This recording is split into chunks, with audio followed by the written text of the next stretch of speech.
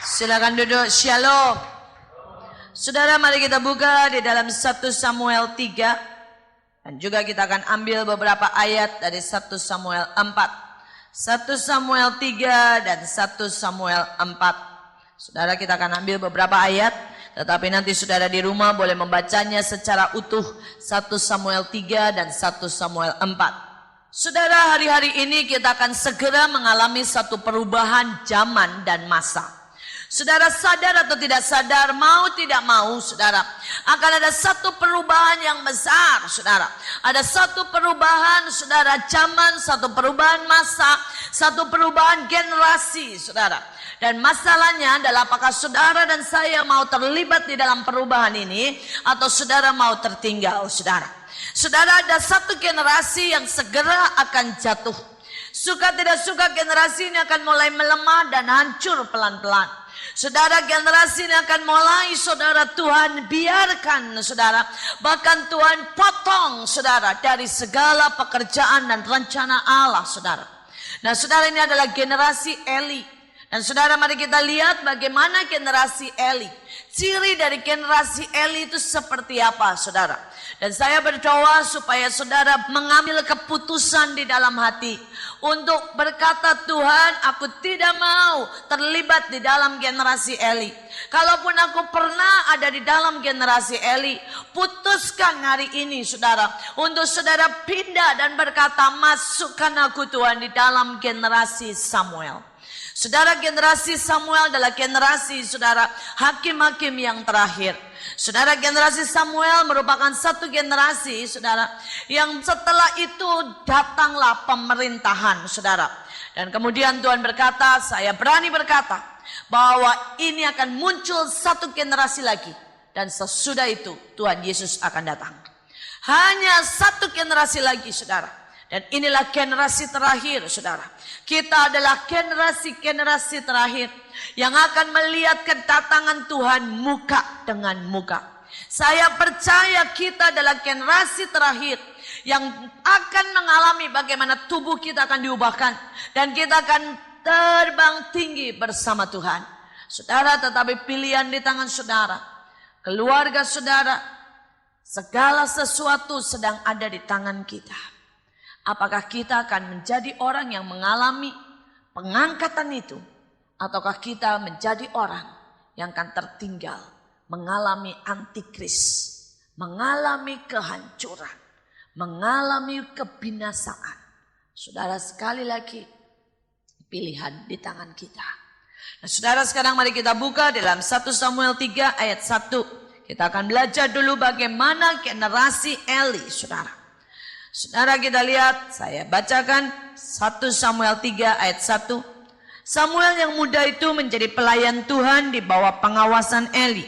Pada masa itu firman Tuhan jarang, penglihatan-penglihatan pun tidak sering. Saudara, pada waktu saudara mulai mengalami seperti ini, maka sebenarnya sadar tidak sadar kita sedang terlibat atau masuk dalam generasi Eli. Saudara, ciri yang jelas dalam generasi Eli adalah firman Tuhan jarang.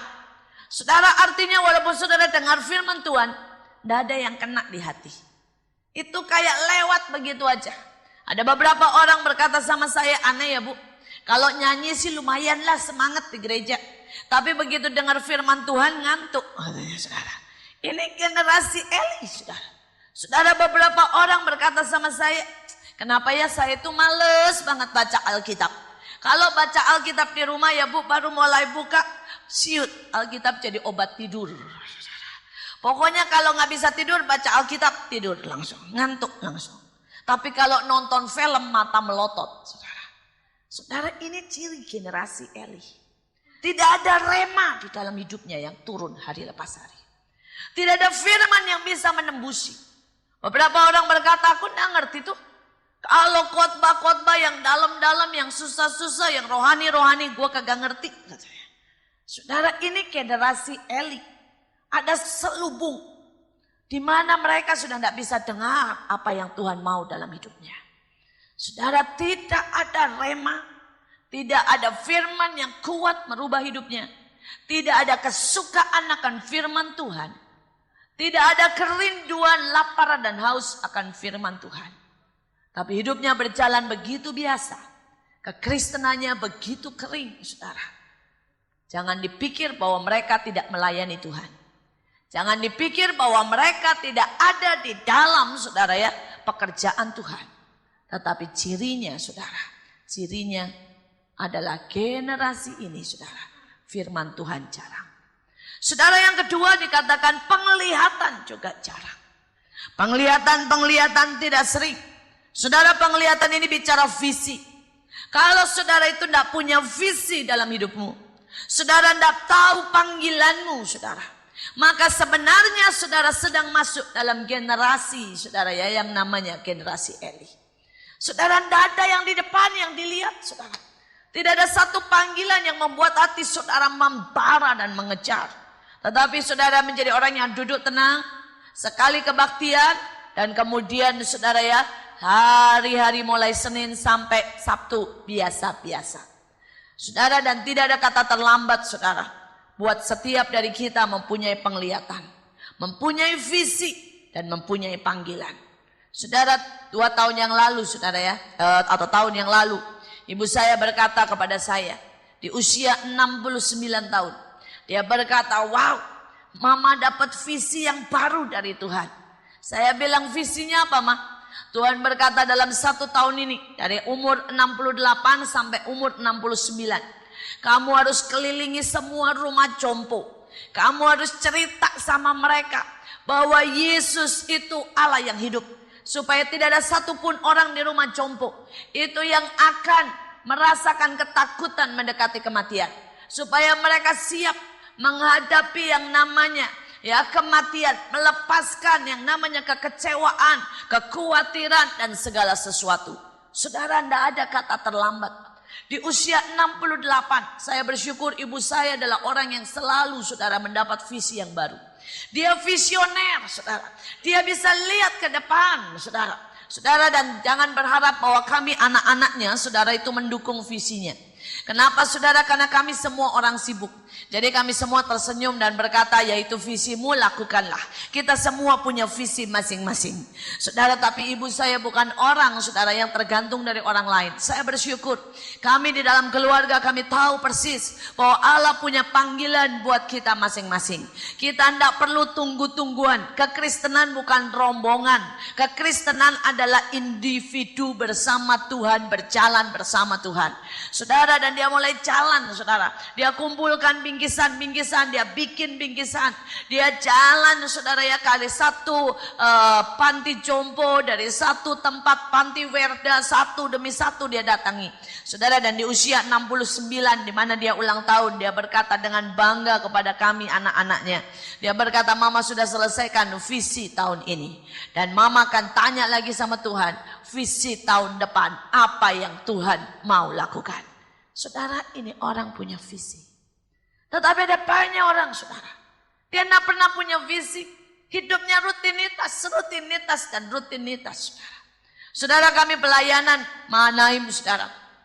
Kami pelayanan untuk anak-anak pemulung, anak-anak jalanan, orang-orang yang kurang mampu. Saudara, dan saya bersyukur, saya berterima kasih buat berkat yang saudara salurkan, saudara ya, kepada kami. Ada banyak berkat yang saudara salurkan kepada kami. Saudara, tetapi visi itu diperbarui terus. Tidak berarti visinya terus sama. Saudara, mulai tahun lalu Tuhan suruh kami bangun sekolah. Saudara, dan SD, TK sudah selesai. Dalam waktu 1 tahun Allah tutup semua pembangunannya 12 miliar, saudara. Allah itu dahsyat. Tahun ini Allah suruh bangun, saudara, SMP dan SMA. Dengan gedung pertemuan 20 miliar. Saudara, dan saya melihat bagaimana Allah menyediakan. Itu sudah dicor sampai ke tingkat 4. Saudara, tetapi itu belum selesai. Allah mulai taruh, saudara, tiba-tiba saya sedang berdiri dan melihat ke daerah sekitar. Tuhan berkata, beli tanah yang di depan. Saya bilang, Tuhan, ini belum selesai. Tuhan bilang, beli, buat panti asuhan. Karena aku mau kau bergerak cepat. Saudara, belum selesai itu, kami baru lagi kasih DP buat panti asuhan, saudara ya. Saudara, Tuhan berkata, buka di Makassar dan buka di Papua. Saudara, dan saat itu Tuhan berkata, masuk. Buat pelayanan rumah singgah di berbagai tempat. Dan biarkan mereka dengar siapa aku. Buat perubahan. Saudara, kemudian saat itu saya bilang, Tuhan buka jalan. Saya tidak tahu. Saya tidak kenal orang-orang di sana. Saudara, Allah langsung tiba-tiba dengan cara yang saya tidak pernah duga. Hanya acara makan pagi. Ketemu sahabat Pak Wali Kota. Saudara, dan dia berkata, Bu, mari masuk. Buat di sana. Dan biar Pak Wali Kota sendiri yang meresmikan. Supaya bisa mulai jalan. Saudara, saya berkata, wow.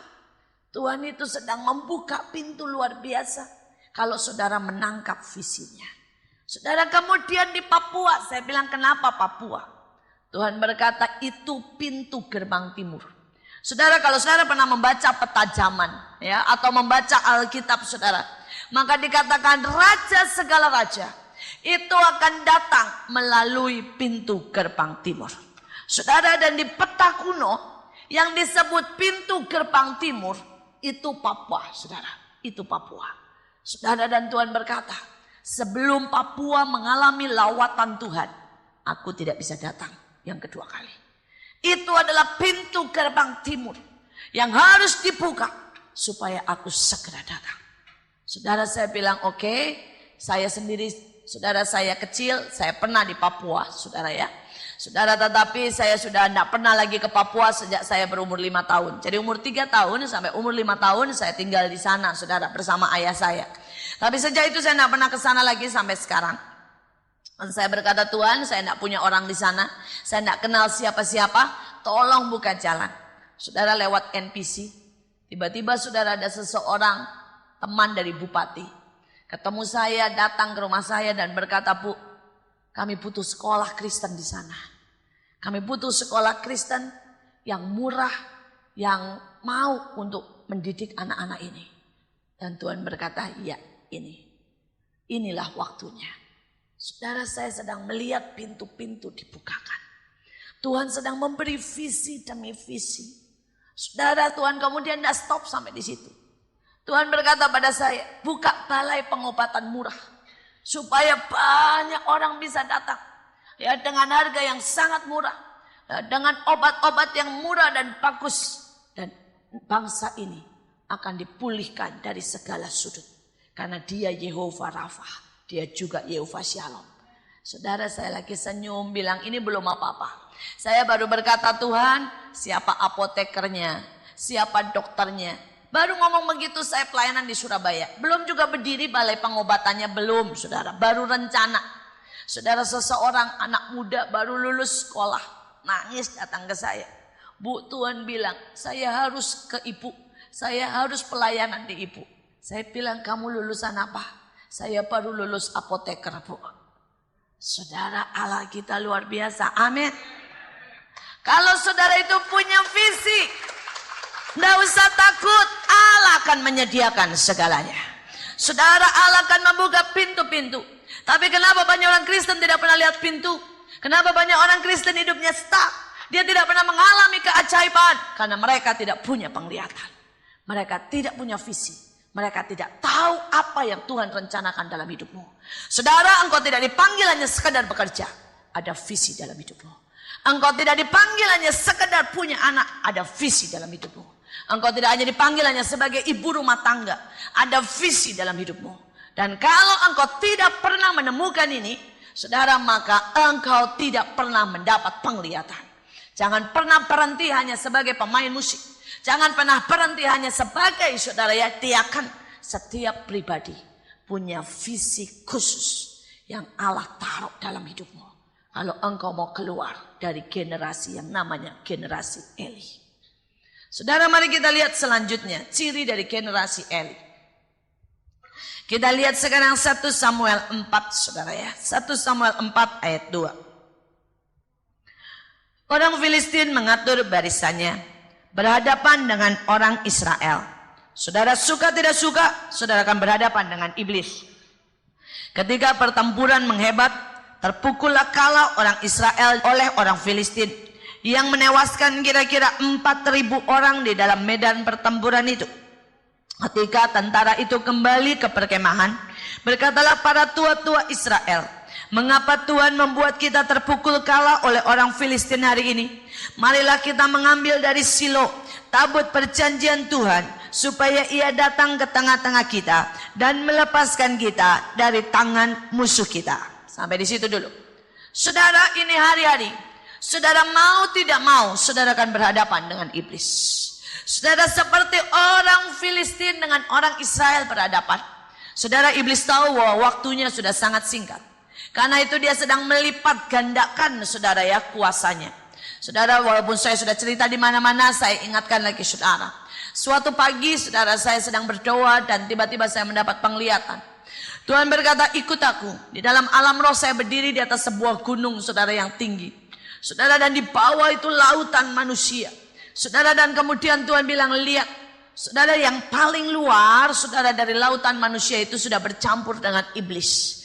Iblis begitu banyak di tengah-tengah itu.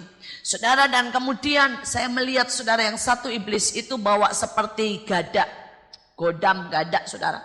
Dan dia itu pecahkan saudara ya kepala orang-orang. Orang-orang itu masih hidup. Tetapi kepalanya itu pada bocor saudara. Dan saya tanya, Tuhan ini apa? Tuhan berkata itu roh stres. Roh stres akan merajalela. Sehingga untuk segala perkara orang akan stres. Saudara, orang kan menggila saudara hanya untuk urusan kecil. Tempat-tempat saudara ya di mana perusahaan-perusahaan akan ribut satu sama lain. Pabrik-pabrik akan hancur. Tuhan berkata karena stres, karena stres. Saudara, dan setiap anak Tuhan yang tidak berjaga-jaga ini bisa kena roh ini. Saudara, mengerikan sekali. Saudara, dan kemudian saya melihat yang kedua saudara ya. Saudara, saya lihat iblis itu bawa seperti tombak. Dan dia tancapkan di hati orang-orang. Saudara, sehingga orang-orang ini kelihatannya tetap jalan saudara. Tetapi saudara ya, mereka ini bolong-bolong hatinya saudara. Dan Tuhan berkata sakit hati, kemarahan, kekecewaan akan iblis tancapkan begitu banyak kekhawatiran. Sehingga mereka sebenarnya hatinya mati. Imannya mati. Kasihnya mati. Walaupun mereka masih hidup dan berjalan. Tapi yang mengerikan lagi yang terakhir saudara. Saudara, saya lihat iblis itu bawa seperti pecut. Ya mungkin panjangnya 50 meter saudara, berapi. Saudara, dan sekali pecut jeder saudara, orang-orang itu lenyap. Saya berkata ini roh apa? Tuhan bilang itulah roh maut. Dan Tuhan berkata siapa tidak berjaga-jaga habis kena ketiga roh ini. Roh stres. Roh yang mencuri hati kehidupan kita. Dan roh yang membuat kita binasa selamanya. Saudara, mengerikan sekali. Saudara, dan kemudian seorang teman mendapat penglihatan. Yang dikejar itu bukan orang biasa. Termasuk orang-orang hamba-hamba Tuhan. Beberapa hamba Tuhan ada yang kena dan berjatuh-jatuhan. Tetapi ada hamba-hamba Tuhan saudara yang di sekitarnya itu ada seperti puting beliung melindungi. Dan pada waktu didekati itu ternyata perisai doa. Ada doa-doa yang diucapkan yang seperti puting beliung di sekitarnya. Saudara, ini waktunya saudara harus berdoa buat suami. Berdoa buat anak. Berdoa buat keluarga kita. Karena perisai doa itu bisa melindungi dari segala yang jahat. Saudara, kalau saudara lihat di televisi, di koran, saudara akan lihat ini benar-benar terjadi. Bagaimana mungkin saudara hanya gara-gara diputus cinta. Ya, orang terjun, gadis SMA kelas 2 terjun dari tingkat 4 turun ke bawah. Kalau saudara baca saudara, nenek-nenek, ya cucunya saudara umur 4 tahun. Itu buang kotoran di kolam penampungan air, dibunuh cucunya. Kalau anda stres, tidak mungkin. Saudara, anak SD, ya dimarahin sama gurunya, gantung diri sampai sekarang masih sekarat, saudara baca. Dan tadi pagi kalau saudara baca, anak umur 6 tahun dimarahin orang tuanya, bunuh diri, ambil pisau. Saudara, ini baru yang ketahuan. Saya mendapat data saudara, bahwa di seluruh dunia setiap 4 menit sekali orang bunuh diri. Stres, tak kuat saudara, tak tahu alasannya. Ya hanya segala macam itu menekan dia, bunuh diri, bunuh diri, bunuh diri. Saudara, kalau kita hari-hari ini tidak siap, maka kita akan kalah. Ciri kedua daripada generasi Eli. Mereka berhadapan dengan iblis. Tapi mereka tidak pernah siap. Saudara, hari ini jadi pertanyaan buat saudara. Apakah saudara siap kalau saudara berhadapan dengan iblis? Apakah saudara mempunyai perlengkapan seluruh senjata Allah? Apakah saudara punya kuasa dan otoritas? Ataukah kita ini benar-benar saudara ya, baru saudara dengar ada yang kesurupan, langsung bilang panggil pendeta. Ini nasihat. Karena sebenarnya ada kuasa itu buat setiap kita. Betul? Saudara, tapi seringkali kita dengar, oh di situ ada banyak setannya. Kalau lewat merinding katanya saudara ya. Orang Kristen ikut merinding. Saudara, kemarin saya baru sampai saya geleng-geleng. Kami retret saudara ya. Saya diundang untuk mengisi retret. Saudara, begitu sampai di tempat retret saudara. Kemudian pembina-pembinanya, ini yang bukan yang datang bukan orang-orang yang ikut, tapi pembinanya bilang, Bu, saya enggak berani. Kenapa? Di daerah situ angker katanya ya.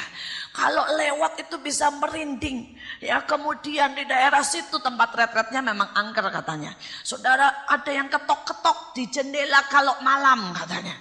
Saudara, jadi pembinanya ini yang ketakutan. Terus saya bilang, kalau nyanyi apa? Kita buat iblis gemetar. Betul saudara? Kenyataannya apa saudara? Iblis buat kita gemetar. Saudara, ini ciri Eli. Generasi Eli saudara. Generasi yang termakan oleh iblis. Generasi yang tidak siap. Generasi yang cuma bisa ngomong tapi tidak bisa melakukan. Dan saya berdoa, putuskan hari ini. Apa engkau mau keluar dari generasi ini? Atau engkau tinggal di generasi ini? Saudara, yang ketiga. Dikatakan jelas saudara ya. Pada waktu itu dia bilang ketika tentara itu kembali ke perkemahan. Sudah banyak yang kalah. Ya, orang Kristen yang kalah hari-hari ini. Itu generasi Eli karena tidak siap. Berkatalah para tua-tua, mengapa Tuhan membuat kita terpukul kalah? Dia bilang apa saudara? Mengapa siapa? Tuhan membuat kita terpukul kalah. Saudara, generasi Eli ya, selalu menyalahkan Tuhan dan tidak pernah mengoreksi dirinya sendiri. Selalu berkata, kenapa Tuhan tidak memberkati? Kenapa Tuhan membuat saya kalah? Kenapa Tuhan tidak sembuhkan saya? Kenapa Tuhan tidak buat saya mendapat proyek yang besar? Kenapa saya tidak dapat jodoh? Kenapa kenapa Tuhan tidak membuat saya mendapat mobil? Semua yang disalahin Tuhan. Tapi generasi ini tidak pernah berkata begini. Salahku di mana Tuhan? Periksaku. Habisi aku. Tegur aku. Koreksi aku.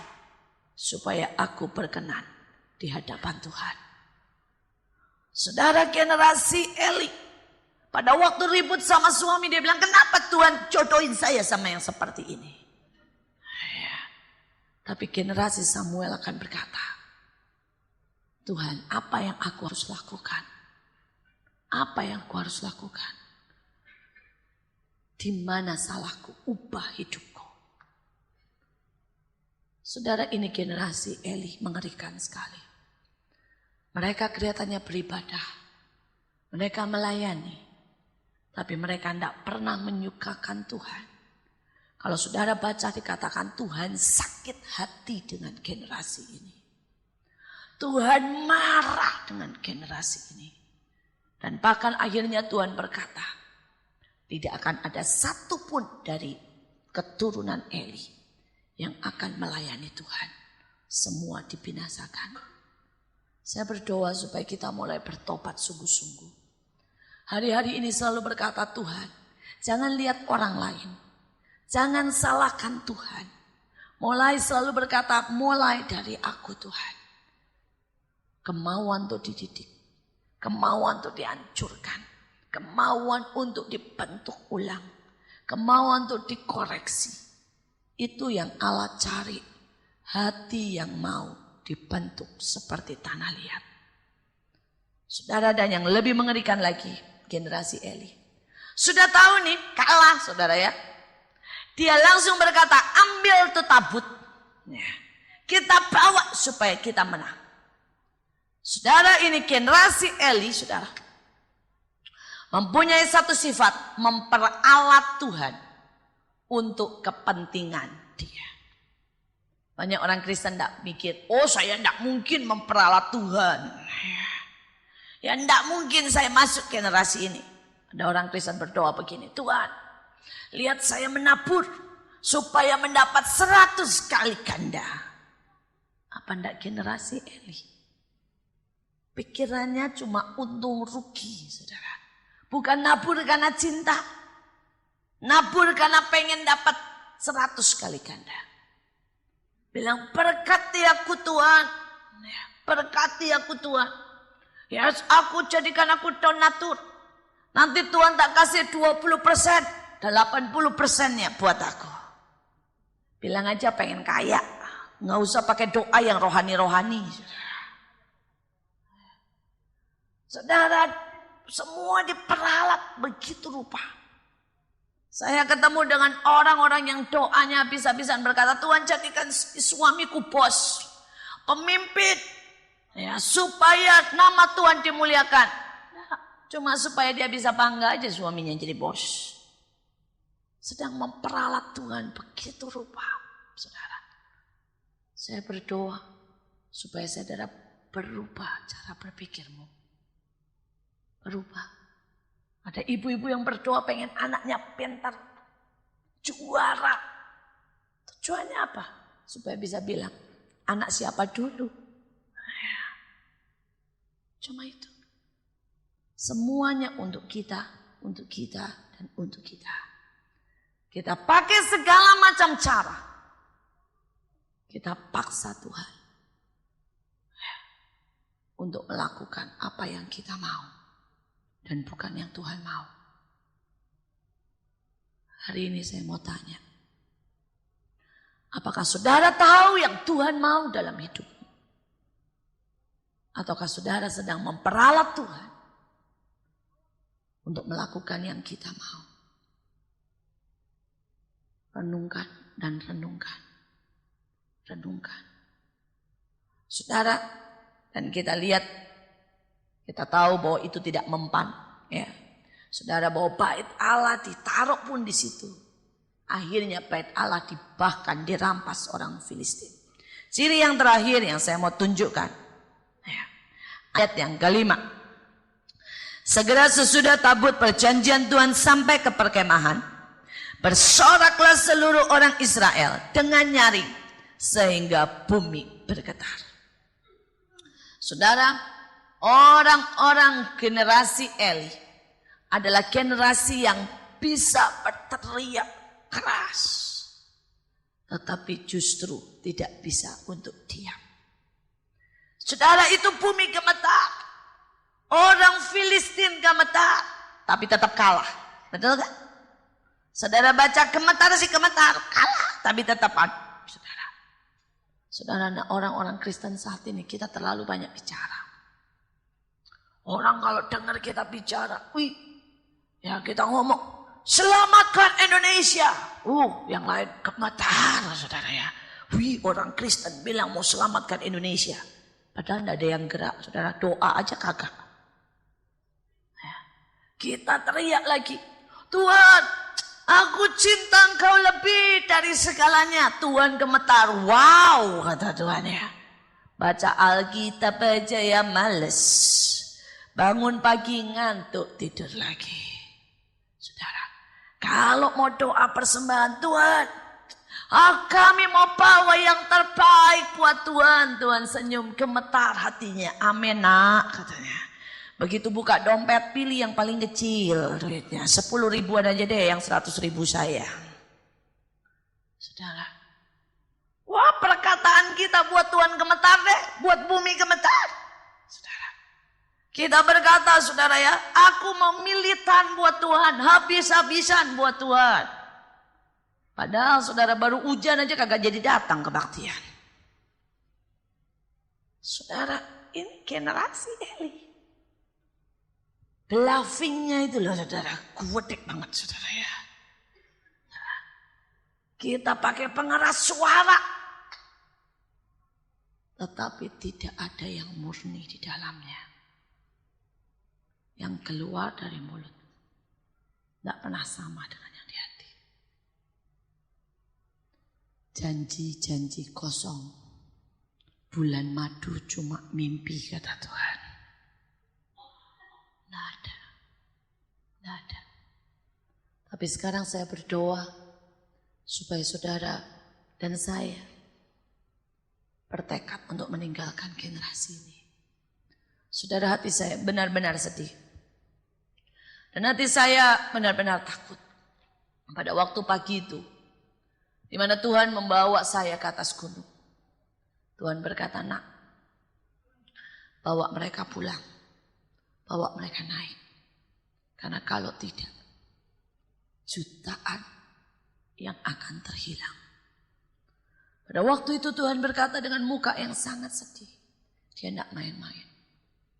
Dia bilang, kalau aku datang tahun-tahun ini, tidak mencapai 20% yang akan naik bersama aku. Yang lain akan tertinggal. Saudara, hari ini renungkan.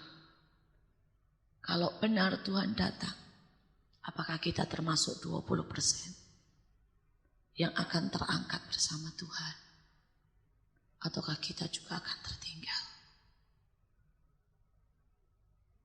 Jangan pernah sibuk dengan urusan pride, khawatir, dengan urusan segala sesuatu yang dunia. Percaya kalau kita mendahulukan Tuhan, Allah beri yang terbaik buat kita. Amin. Sekarang kita lihat generasi dari Samuel, saudara. Ya. Sebelum kita ambil ayat-ayat, saya cerita saja. Saudara bayangkan, Samuel adalah orang yang dari umur 3 tahun, saudara. Ditaruh, saudara ya, di bait Allah. Saudara, dia kehilangan yang namanya masa kanak-kanak. Orang lain, saudara, anak-anak lain mungkin lari-larian, saudara main kelereng. Samuel tidak pernah. Hidupnya hanyalah di bait Allah, mendengarkan firman, membersihkan bait Allah, itu seumur hidupnya. Anak muda yang lain mungkin sepak bola di luar, saudara. Tetapi dia rela dan dia tahu bahwa itu tempat yang terbaik, yaitu tinggal di bait Allah. Saudara, hari ini yang pertama kali Tuhan minta kerelaan. Seberapa engkau dan saya bisa rela? Bisa rela untuk meninggalkan yang seharusnya normal buat orang lain. Mungkin buat orang lain normal untuk belanja dan menghabiskan uangnya untuk diamond, mobil, rumah yang terbaik. Bisa enggak kita berkata, aku mau beri itu untuk pekerjaan Tuhan. Buat menjangkau ribuan jutaan jiwa-jiwa yang belum terjangkau. Mungkin buat orang lain normal, saudara. Untuk tidur sampai siang. Tapi rela enggak saudara kehilangan jam tidur saudara. Dan bangun jam 4, jam 5 pagi. Mulai menyembah Tuhan. Mungkin buat orang lain adalah sesuatu yang sangat normal, saudara. Untuk hidup di lingkungannya. Kalau dia kaya, hidup di lingkungan kaya. Dia remaja, hidup di lingkungan remaja. Tapi maukah saudara turun? Saudara kunjungi rumah sakit buat mereka yang sakit. Dan saudara beri sesuatu. Tinggalkan lingkungan saudara dan kenyamanan. Dan mulai lakukan sesuatu buat Tuhan. Kemarin kami menerima seorang murid.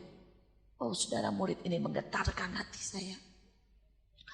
Dia saudara keponakan dari seorang. Dia bertobat. Dia baru kelas 2 SMP. Saudara, tetapi dia tidak bisa tutup mulut.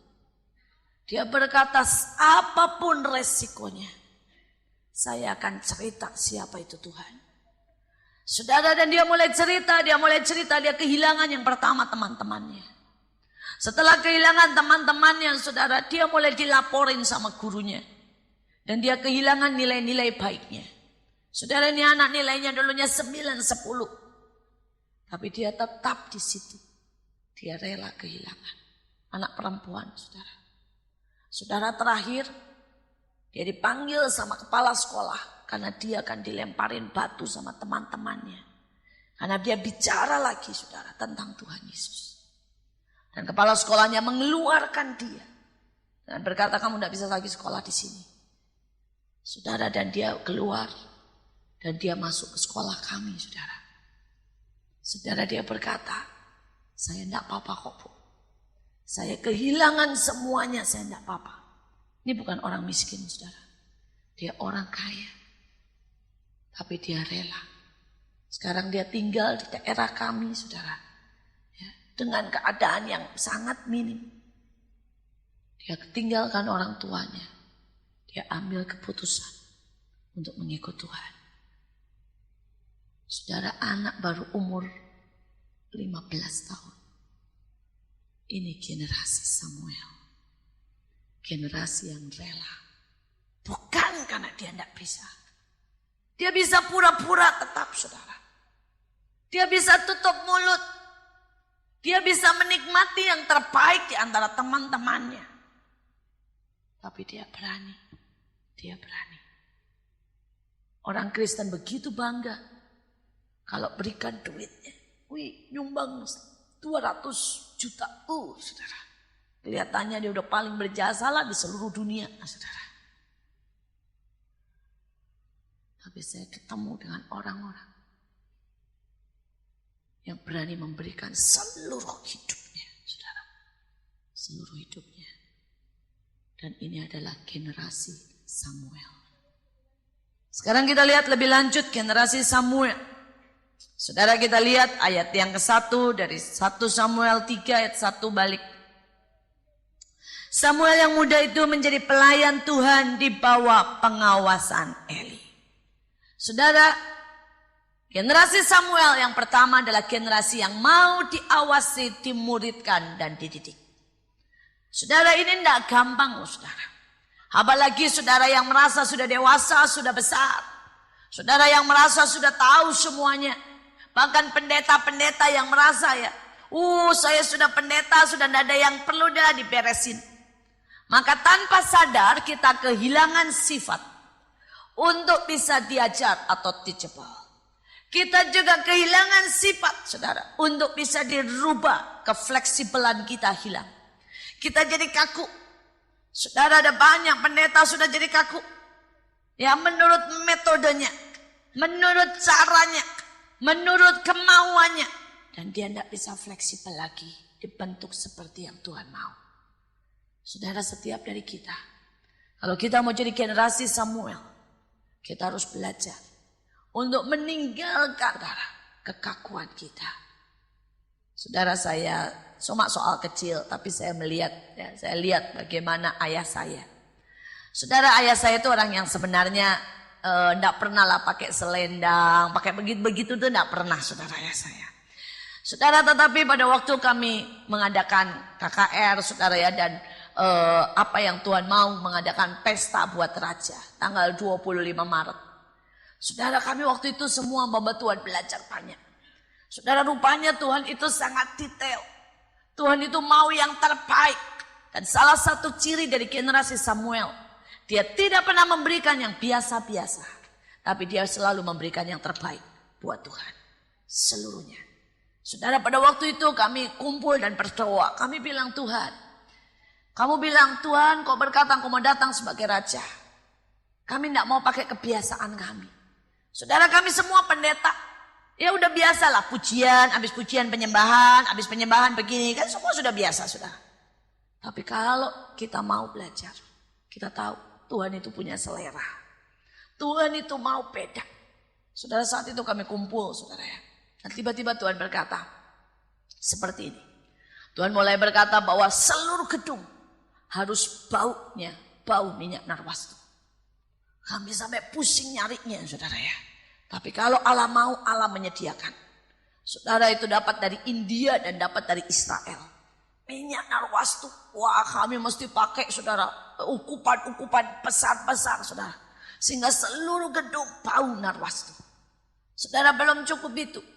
Tuhan berkata, saudara, ya, penari rebana, penari penyembahan 7 orang. Dan semuanya ini harus perawan, punya karakter yang baik. Nggak neko-neko, saudara ya, di screening semua sama Tuhan. Yang sifatnya masih jahat, masih nggak bisa dibentuk, nggak boleh. Saudara, dan Tuhan juga tentukan warnanya warna pelangi. Saudara, Allah itu mau yang terbaik. Saudara, kemudian pendetanya semua pakai seragam, yang laki hitam putih. Dan Tuhan berkata semua pakai selendang putih. Ayah saya lihat. Ayah saya sudah tua 70 dan dia berkata sebenarnya saya tuh rada risih loh pakai selendang katanya ya. Tapi soal kecil. Tapi dia belajar, saya mau. Ya saya mau. Saudara, pada waktu adik saya dapat, Pak nanti papa yang harus netesin minyak narwastu di dalam ukupan. Saudara, itu enggak enak loh saudara. Ukupannya itu kayak asap. Saudara ya. Jadi pada waktu netesin itu wajah dia udah habis itu kesembur-sembur saudara ya. Saudara, tetapi dia tahu, dia tidak dengar langsung dari Tuhan. Tapi begitu ada seorang hamba Tuhan yang muda, bilang Tuhan maunya begitu, dia lakukan. Ada satu hati yang tersepel saudara, yang mau untuk dibentuk saudara. Saudara, dan Tuhan mulai berkata, ya ada wanita-wanita, istri-istri pendeta, harus bawa ukupan dari atas. Saudara, dari yang paling ujung itu bawa ukupan minyak narwastu. Dan turun dan menyembah Tuhan sampai kepala sampai ke bawah. Sebelum aku datang. Saudara, termasuk saya. Aduh saudara, itu jalannya aja ya udah pegel saudara. Ya kenapa? Karena itu ujung sama ujung itu jauh banget. Itu lapangannya besar sekali saudara. Buat 12.000 orang. Saudara, tapi kami belajar. Kami tahu kami harus taat. Dan kami semua lepas, saudara ya, alas kaki. Kami jalan dari atas turun, dari bawah ke atas, dari atas turun lagi ke bawah, bawa ukupan. Dan kami belajar untuk memberikan penyembahan. Tidak seperti biasa. Cuma menyembah, ya, cuma angkat tangan begini-begini. Tuhan bilang kepala sampai di lantai. Semuanya. Kepala kami semua sampai di lantai. Saudara. Allah sedang mau membuat sesuatu. Dan hari itu kami melihat hadirat Allah yang luar biasa. Saudara, sampai anak kecil, anak besar. Ribuan orang lihat Tuhan. Anak-anak itu saudara angkat tangan nangis, tidak bisa berhenti. Orang-orang dijamah dipeluk Tuhan. Ya. Saudara, sebenarnya Allah mau. Allah sangat mau. Allah sangat mau untuk datang. Allah sangat mau memberi yang terbaik buat kita. Tapi kita mau enggak beri yang terbaik buat Tuhan? Kita mau enggak? Dan mulai untuk memberi yang terbaik buat Tuhan. Mulai dari sikap hati yang mau dibentuk. Yang mau diajak. Salah kecil, peka saudara. Ya. Saudara, contoh yang kecil aja. Saudara, pada waktu itu saudara ya, beberapa hamba Tuhan ganti mobil, saudara, ganti mobil. Nah terus kemudian saudara, nah Tuhan juga janji sama saya, buat Tuhan janjiin ganti mobil. Saudara, dan yang lain teman-teman saya, saudara ya, gantinya mobil itu keren-keren, saudara ya. Hamba Tuhan kan suka ganti mobil pakai macam-macam, saudara. Ada yang pakai Grandis, saudara. Ada yang pakai Alphard, saudara. Nah terus saya itu ngelirik, saya tahu saya harusnya gantinya Innova, saudara. Tapi di hati itu tiba-tiba muncul begini. Ya masa forever kijang gitu saudara ya. Kijang lagi ya. Hamba-hamba Tuhan lain sudah pada pakai Mercy, pada pakai Alphard, ada yang pakai Grandis. Masa saya pakai kijang? Saudara, saya itu cuma ngeluh dikit. Nggak banyak saudara, bener nggak banyak saudara ya. Cuma ngeluh begini. Ya saya dapatnya kijang. Itu Tuhan sudah marah loh saudara. Tuhan bentak saya. Dan Tuhan berkata, aku tidak suka ya hati yang bersungut-sungut seperti itu. Aku tidak suka hati pelacur yang mengingini hal-hal dunia. Saudara, buat orang ngomong begitu mah biasa. Buat saya, aduh saudara, habislah dimarahin sama Tuhan saya. Tapi kalau kita makin dekat sama Tuhan, standar kekudusan Tuhan itu makin tinggi. Makin tinggi, bukan makin rendah. Bukan berarti, saudara ya, enggak boleh pakai yang mewah. Enggak boleh. Tapi Tuhan sedang didik hati saya. Tuhan berkata pelayananmu itu pelayanan pemulung. Nggak lucu ya kamu pergi ke Bantar Gebang kemana-mana bawa Alphard, bawa Mercy, nggak masuk ke sana. Dan Tuhan berkata nggak ada ngiri sama pelayanan orang lain. Nggak ada lirik-lirik pelayanan orang lain. Setiap orang punya jatah masing-masing. Saudara, itu soal kecil. Tuhan marah. Saudara, soal kecil. Karena itu saya mau supaya kita ini mau diajar. Mau diajar, saudara. Setiap kali biarkan Allah mengajar kita. Merendahkan kita. Ya, menekan kita. Tapi saya tahu orang-orang yang mau diajar akan menerima kemuliaan yang besar. Amin. Saudara, kita teruskan. Saudara, apalagi kita lihat ayat yang ke-7. Samuel belum mengenal Tuhan. Firman Tuhan belum dinyatakan kepadanya. Tapi kalau saudara membaca nanti hidupnya Samuel, maka saudara tahu Samuel akhirnya menjadi orang yang sangat dekat dengan Tuhan. Dan menjadi orang yang sangat mengenal Tuhan. Samuel lah yang berkata bahwa ketaatan lebih daripada korban-korban sembelihan. Samuel kenal sifat Tuhan. Ya, Tuhan itu enggak gila hormat, minta dihormatin, dikasih saudara ya. Yang namanya saudara persembahan-persembahan. Tapi ketaatan, mengenal Tuhan itu lebih penting. Saudara, nah ciri yang selanjutnya dari generasi Samuel adalah pengenalan akan Tuhan. Sampai kenal.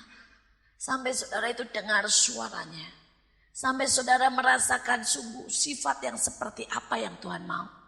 Persembahan seperti apa yang Tuhan mau. Ya saudara, kalau saudara nyanyi seperti apa. Saudara, kami buat nyari pemain musiknya yang di Semarang. Aduh, tidak gampang saudara. Karena Tuhan itu ternyata punya selera. Pada waktu itu Tuhan berkata, nanti kalau aku mulai turun, ya, kalian harus nyanyi lagu Haleluya, Handel yang di aransemen baru. Nah loh saudara. Saudara jadi kemudian latihan. Saudara, kita mulai cari pemain drumnya. Saudara ya.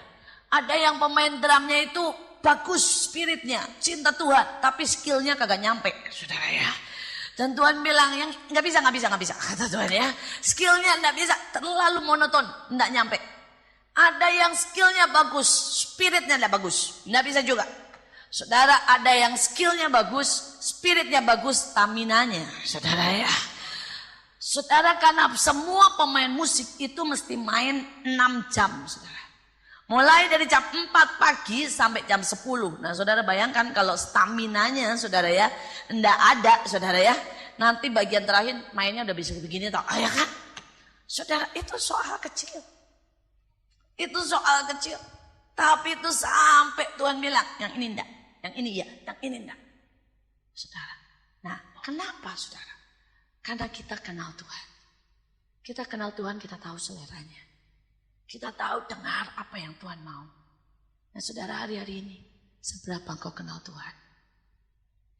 Engkau kenal Tuhan, kau harus mulai belajar bergerak. Doa itu tidak selalu harus doa. Saya belajar saudara ya, pada waktu saya kalau doa sendirian di rumah. Kadang-kadang baru saya berdoa, Tuhan mulai bilang, aku tidak mau kamu doa hari ini, aku mau kamu menari dan berdoa. Saya pasang musik, saya nari. Kadang-kadang saudara saya baru doa, Tuhan bilang, tidak usah doa, minta pengakuan saja. Saya mulai jalan mondar-mandir pengakuan saja. Kadang-kadang Tuhan berkata, hari ini aku mau cuma nyembah saja. Tanpa permintaan. Sembah aja aku, sembah aku. Saudara, kadang-kadang Tuhan bilang ambil tuh jarah tuh kiri kanan, rebut. Karena iblis mau mengambil dan menahan berkatmu. Saudara, dan kalau saudara belajar doa ketepatan seperti itu. Karena saudara mengenal Tuhan, hasilnya akan luar biasa. Hasilnya luar biasa. Saudara, kadang-kadang saya pagi, waktu itu saya masih ingat. Pagi teman saya berkata, Bu, keuangan tinggal 3-4 juta. Padahal kita mesti bayar per ton, mesti ini, mesti itu. Kita butuh sekitar 300 juta. Saya masuk ke kamar dan saya bilang, Tuhan, hari ini saya butuh 300 juta. Dan Tuhan cuma senyum berkata begini, buka saja tingkap-tingkap langit, maka aku akan memberikan kepadamu. Saudara, dan saya buka tingkap langit. Saya cuma berkata dalam nama Yesus, aku buka tingkap langit. utara, selatan, barat, timur. Aku buka tingkap langit. Saudara, dan kemudian saudara, saat itu Tuhan berkata, saudara ya, buka saja dan berkata, tingkap langit utara, selatan, barat, timur, buka dalam nama Yesus. Saudara, dan kemudian saya buka dalam nama Yesus. Pada waktu saya buka dalam nama Yesus, saudara, berapa saat selesai doa, saudara, ya, saya baru duduk baca Alkitab, telepon bunyi. Bu, saya sudah transfer 200 juta. Satu lagi masuk, bu, saya sudah transfer 400 juta. Saudara, lebih dari cukup. Lebih dari cukup. Saudara, saya bersyukur. Kalau saudara doa dalam ketepatan itu gampang. Nggak usah macam-macam, saudara. Langsung tembak pada sasaran. Saudara, hari-hari ini mari kenali Tuhan. Amin. Kenali Tuhan lebih lagi. Saudara, maka saudara akan menjadi generasi Samuel. Generasi yang sungguh menyenangkan hati Tuhan. Saudara, yang terakhir, mari kita lihat ayat 19. Saya mau kita semua membacanya, saudara, bersama-sama dengan suara yang keras. Tapi kata Samuel diganti dengan nama saudara sebagai tindakan iman. Ayat 19 ya. 1 Samuel 3 ayat 19. Nama Samuel diganti dengan nama saudara. 1, 2, 3. Dan Iin makin besar, dan Tuhan menyertai Iin, dan tidak ada satupun dari firman-Nya itu yang dibiarkannya gugur. Nah, saudara belum dengar nama saudara, nama saya paling keras, saudara ya. Nanti yang terjadi buat saya, nggak buat saudara. Sekali lagi, saudara ya, sebut dengan malu-malu, saudara ya. Tapi kalau saudara nggak mau, saudara berkata gini, enggak lah, ini bukan jatah saya, ya sudah, saudara ya. Tapi kalau saudara berkata, aku mau jadi generasi Samuel, saudara, buka firman Tuhan. Buka Alkitabmu dan ucapkan namamu dengan suara keras. 1, 2, 3. Dan Iin makin besar, dan Tuhan menyertai Iin, dan tidak ada satupun dari firman-Nya yang dibiarkannya gugur. Haleluya. Saudara, dikatakan makin besar. Artinya ada pertumbuhan terus. Tidak berhenti, stuck, saudara. Ada orang-orang Kristen yang stuck sekali. Saudara, dia berkata, saya sudah bahasa roh loh, Bu. Ya, saya sekarang ya sudah mimpin pujian. Jadi udah berhenti aja di situ. Nggak bisa, saudara. Kita harus makin besar. Roh kita itu harus makin besar. Kalau dulu misalnya ya, kita masuk satu daerah, saudara, maka kita dibuat iblis gemetar, saudara ya. Kita harus makin besar rohnya. Sehingga kita masuk satu daerah, saudara, iblis mulai gemetar. Tetapi kemudian kita akan semakin besar, bahwa kita baru masuk satu daerah, iblis sudah lari kocar kacir, ya, karena roh kita semakin besar. Saudara, pengetahuan kita harus semakin besar. Kalau dulu saudara baca Alkitab 3 kali baru ngerti, oh maksudnya begitu, gitu ya. Sekarang saudara baca 1 kali, ada rema-rema yang keluar. Dan bukan cuma itu, saudara bisa hubungkan dari satu ayat ke ayat yang lain, karena pengetahuanmu semakin besar. Saudara, seharusnya maka berkatmu semakin besar. Saudara, saya sangat percaya bahwa Allah tidak pernah membuat kita turun, tapi Allah mau kita naik. Amin. Jadi sebenarnya tidak ada satu orang Kristen pun yang Allah takdirkan miskin. Berkat kita harus semakin besar, saudara, dan semakin besar, saudara. Saudara, itu ada dalam hidup kita kalau kita menyenangkan hati Tuhan. Saudara, karunia kita semakin besar. Kalau dulu cuma karunia bahasa roh, harus tambah penglihatan, harus tambah lagi karunia iman, harus tambah lagi, saudara ya, karunia mujizat. Karena kita akan semakin besar. Amin, saudara. Saudara, semakin besar dalam segala sesuatu. Dalam segala sesuatu. Dan dikatakan, dan Tuhan menyertai dia. Saudara, kalau Tuhan menyertai kita, kita tidak perlu takut. Kita tidak perlu repot. Saudara, saya sudah mengalami begitu banyak hal. Dan saya cuma tahu satu. Kalau Tuhan menyertai kita, tidak ada yang bisa apa-apa. Saudara, saya pernah menghadapi 40 orang menyerbu. Bawa batu, marah. Saya datang ke situ, tidak ada teman-teman lagi libur kan hari Sabtu. Saya bilang, tolong 4 orang temu saya di kantor, kita ngomong baik-baik. Saudara, dan 4 orang masuk. Mereka dari gebrak meja. Saya ngomong, mereka nangis. Dan mereka bubarkan teman-temannya. Kalau saudara tanya, Bu ngomong apa? Udah tahu. Ya. Tiba-tiba mereka nangis sendiri kok. Ya. Yang membuat mereka nangis saya, enggak. Cuma karena Tuhan menyertai saya. Saya terima seorang pembunuh. Saudara, dia seorang pembunuh dan 6 kali bunuh dan pencuri perampok. Tapi saudara berkata, kenapa yang begitu diterima? Ya memang itu jatah saya, saudara ya. Saya harus terima pelayanan dan orang-orang yang seperti itu. Di tempat kami ada banyak pembunuh yang sekarang menjadi luar biasa. Tapi ini ada satu pembunuh, saudara ya. Ada satu pembunuh yang sudah 6 kali bunuh orang. Saudara, dan rupanya dia itu bukan sekedar pembunuh biasa. Dia mau bertobat tapi dikuasai oleh roh jahat. Dan dia tidak bisa lepaskan beberapa kesukaan dia. Nah, itu membuat roh jahat tidak bisa diusir dalam hidupnya. Saudara, sehingga dia, saudara ya, di depan anak-anak dia lagi marah nih. Kucing ditendang sampai 1 meter. Kemudian di depan anak-anak, saudara ya, dia ditegur sama salah satu staf kami. Saudara, karena dia tidak tahan di dekatnya pas ada kucing, ditangkap, itu kepala kucing diputar sampai putus. Nah saudara, kan saya tidak mungkin kan biarkan orang seperti itu di tengah anak-anak. Saudara, dan kemudian kami peringati dengan keras. Saya bilang, 1 kali lagi berbuat ya seperti itu dalam kemarahanmu, saya keluarkan. Saudara, dia ditegur sama teman kami yang lain, saudara ya, karena kerjanya tidak beres. Teman kami ini punya kolam ikan, saudara ya, ikan emas di depan rumahnya. Ikan emasnya ditusuk jadi sate, saudara. Benar ditusuk 3-4 biji. Wah, udah gak bisa, saudara. Saya keluarkan dia. Waktu saya keluarkan ini, orang memang temperamennya menurut saya sih rada kurang 1 strip istilah saya. Jadi emosinya itu gak normal, saudara. Dirasuk sama jahat. Begitu saya keluarkan, itu bawa golok, saudara ya. Ngasah golok, saudara. Ngasah golok. Bilang, saya bunuh Ibu Iin. Datang ke rumah saya, di luar bawa golok, saudara. Saudara, teman-teman saya berkata, jangan temuin. Jangan temuin. Saya bilang, saya enggak temuin. Sekali waktu saya keluar, dia sembunyi di belakang pohon, lebih deg-degannya saya. Mendingan saya temuin, saya tahu, dia tahu. Ya, lebih fair. Ya. Saudara, dan saya doa, saya bersyukur teman-teman semua dukung doa. Saudara, dia masuk, dia taruh goloknya di depan meja saya. Dia bilang, saya enggak terima.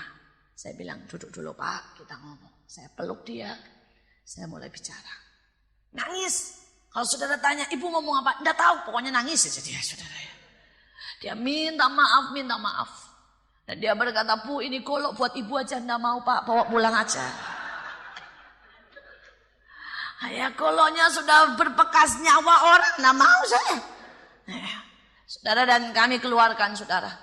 Dan puji Tuhan, saudara ya, dia masuk penjara, ya, karena dia tertangkap. Kemudian sekarang dia sudah keluar dari penjara, saudara.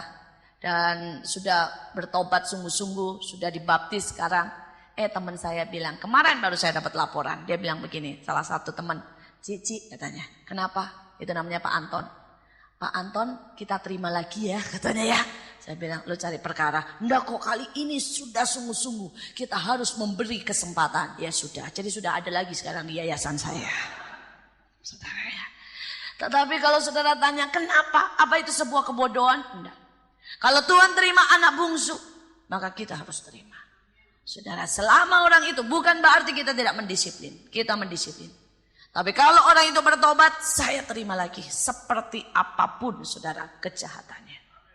Saudara, setiap dari kita, ya, Tuhan akan menyertai kita. Dan kalau Tuhan menyertai kita, tidak ada perkara yang susah, saudara. Saudara, soal ekonomi, percaya, tidak susah. Saya punya seorang teman, saudara, dia disertai Tuhan. Saudara mungkin tahu beberapa orang bahwa garment sedang hancur-hancuran hari-hari ini. Bisnis garment, kain sedang hancur-hancuran. Tapi teman saya ini disertai Tuhan.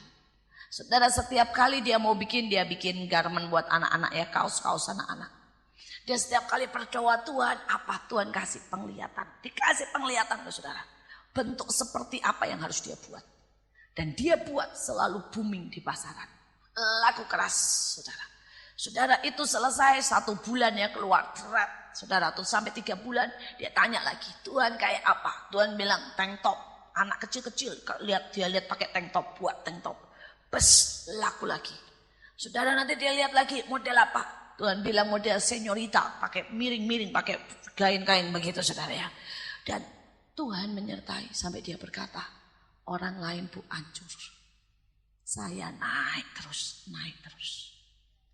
Saudara, seorang teman saya, dia pengimport saudara sepatu dari Cina. Saudara, dia kalau ke Cina sembari bahasa roh terus. Dia lihat model sepatu itu bukan lihat modelnya, bahasa roh. Yang mana, yang mana, yang mana. Begitu saudara. Saudara, dan Tuhan bilang yang ini, yang ini, yang ini. Begitu dia bawa saudara. Itu habis. Dia bilang dalam 3 hari bu. Kembali semuanya modal saya. Begitu datang sampai di Indonesia dalam 3 hari. Dilempar ke pasaran. Habis saudara. Dia sampai berkata benar. Kalau Tuhan menyertai. Itu tidak ada yang susah. Tapi seringkali kita berpikir saudara. Bahwa itu karena kuat kita. Karena gagah kita. Ini hari-hari akan makin buruk dan makin buruk. Tapi kalau Tuhan menyertai. Kita akan makin naik dan makin naik. Dan dikatakan di sini saudara ya. Tidak ada satupun dari firman-Nya yang dibiarkannya gugur. Artinya saudara harus dengar firman-Nya. Maka saudara akan melihat hidupmu tidak akan pernah gugur.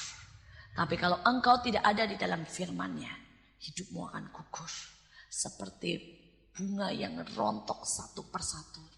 Seperti tanaman yang gugur dan menjadi kering. Hari-hari ini Tuhan sedang buat perbedaan. Yang satu tidak akan pernah gugur. Seperti tanaman yang ditanam di tepi airnya. Akan berbuah pada musimnya. Selalu hijau daunnya.